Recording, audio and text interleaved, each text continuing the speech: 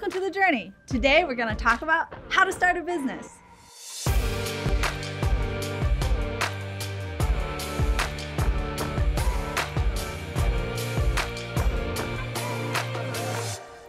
All right, Neely. So we want to start a business. Hooray!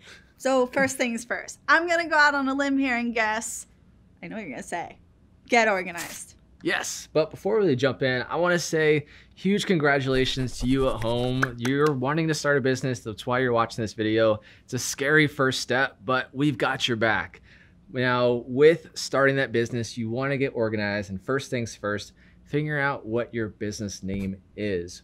We have a super cool video. We'll have the link right up here for you. You can check it out, where we go into how to figure out what your name should be and some tips on picking the right name. It's a good one. Yeah, so what was your name that we, from that brainstorming session, what'd you come up with? Coffee and Kickflips. I love it, dig it. So now, once you have that name, you really want to figure out and create your business plan. This is just a simple document that's gonna go over what your business is, what you do, who your market is, who your customers are, everything that you need to potentially show to investors to give you money, right? You wanna get that bread. Yeah, you gotta have a clear action plan with all the details.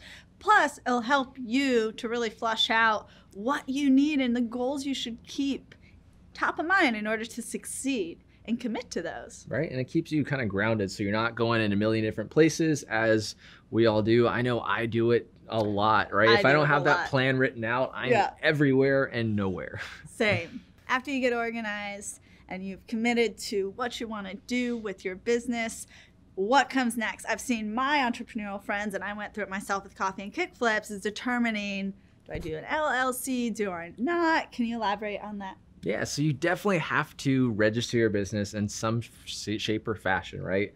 What most people do is the LLC, but there's also sole proprietorship, there's partnership, there's corporation. But again, the most common one is LLC. Why is that?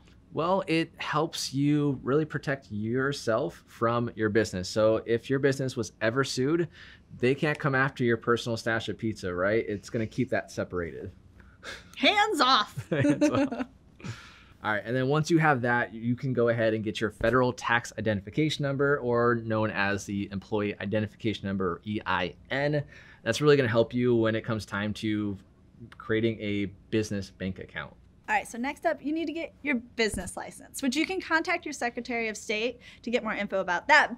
But this does vary by state, and also depending on what type of your business you have, this will mix it up as well. So check out the description below to get more info. All right, so now the next thing you need to do with starting your business is figuring out where you want to work. Now, with your Coffee and Kickflips, I know that you can't really do that at home. You have a brick and mortar store, but maybe you can do it at home, or you can do a co-working space, which is super popular.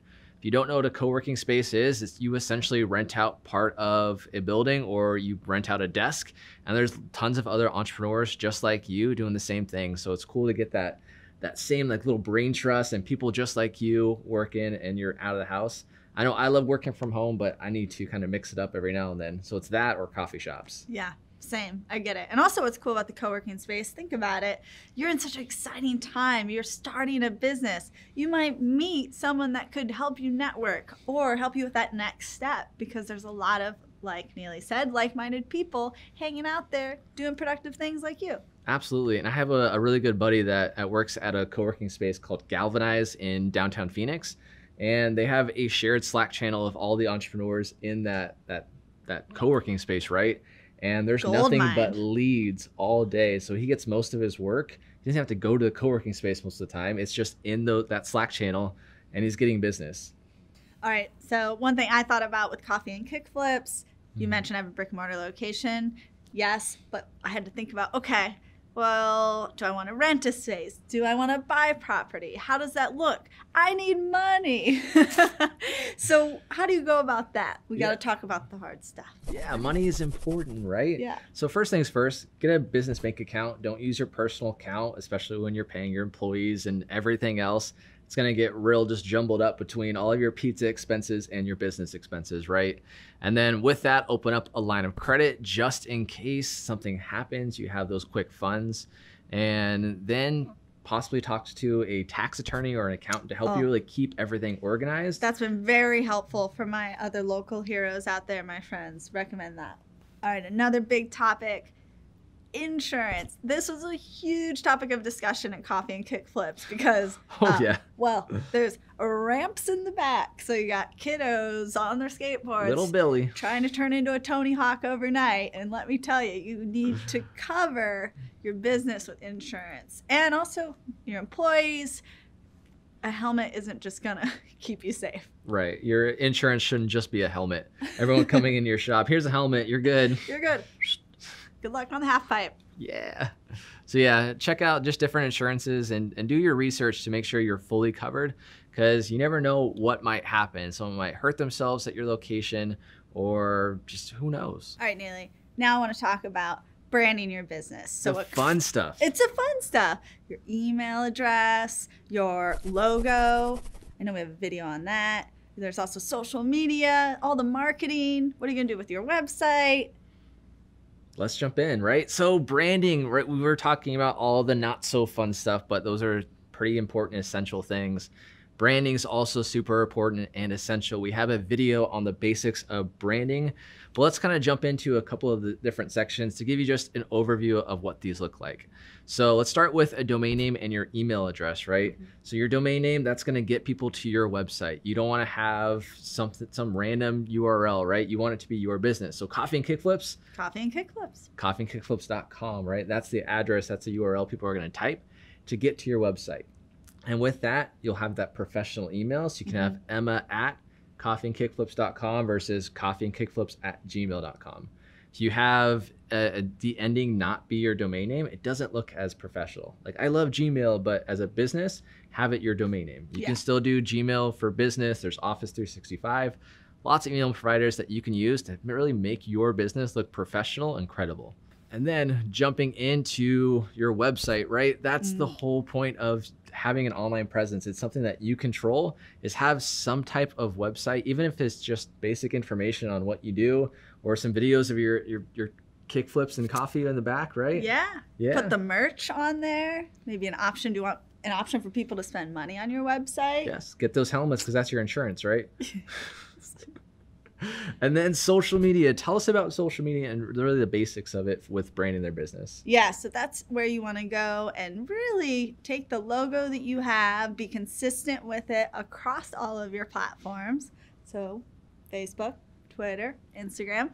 And then from there, definitely identify the voice of your brand and be consistent with that as you're creating content day in and day out, because you want to be consistent. And make sure those are business pages, not personal pages.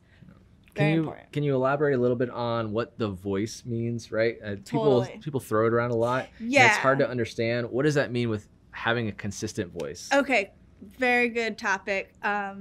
One thing that comes to mind right away from being in the coffee business for years before I decided, hey, I want to have Coffee and Kickflips, I worked for a variety of coffee businesses, and they did have their own voice. Like, there was one coffee spot that was just it was upscale and very fancy. I spent a lot of money there as a customer before I worked there. So their voice was a little bit more, I don't know, just very classy and true to the art of coffee. Whereas when I worked at a spot that really inspired me to open my own, it was a little bit more divey. It was in Long Beach, California. We would say things like rad, dope, sick, this coffee is awesome. As we were doing captioning and creating our social media content, it was just a little bit more loose and chill. Different vibe, different voice. So whatever your voice is, identify that before going and creating content across your social media pages. And finally, policies. What are your policies? I know I saw this a lot when I'm speaking to retail businesses and when I would consult them. It's like, okay, so what are your policies? What are your return policies? I know I personally love when I shop when the return policy is a little lenient, because I lose receipts all the time. But the tag's on it. With the tag, I swear. But so what are your policies in place for your business? All right, now with almost any type of business, you need a terms of service Now, you should probably consult some legal counsel with this. If you're not a lawyer, you shouldn't just make up stuff. But you should have something, right? Like, what is your return policy, like you said?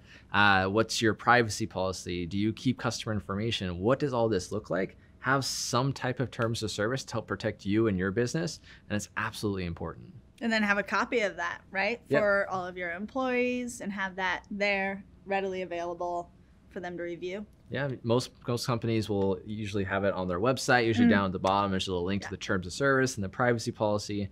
Speaking of your website, another important thing to bring up, make sure you have contact info. Be accessible. Yes. And also have some social proof. That is definitely today's word of mouth. So Right. Be easily accessible, easy for me to contact you, and definitely make sure I can find you readily, easily available on Facebook, Twitter, and Instagram. All the things. And that social proof, that's basically just testimonials or reviews of other customers that they say, hey, Emma's Pizza is awesome, or Emma's Coffee Shop is awesome, or whatever that looks like. It really helps people identify with you and trust you. And a pro tip for you all, do not be just a cave dweller. Go out into the open and be social. Talk to people on social media, talk to people in real life, and really put your business and yourself out there. So you can't expect them all just to come to you, because that will not happen. I know that's a famous quote, if you build it, they will come. They won't. You have to go to them and show them what you're all about. Be proactive and add the human element to your online presence. All right, that's a wrap. If you like this video, make sure to give this a like at the bottom. And while you're there, leave a comment on what you've learned today. And be sure to subscribe and ring that bell so you're the first to know when we come out with another video. This is The Journey. We'll see you next time.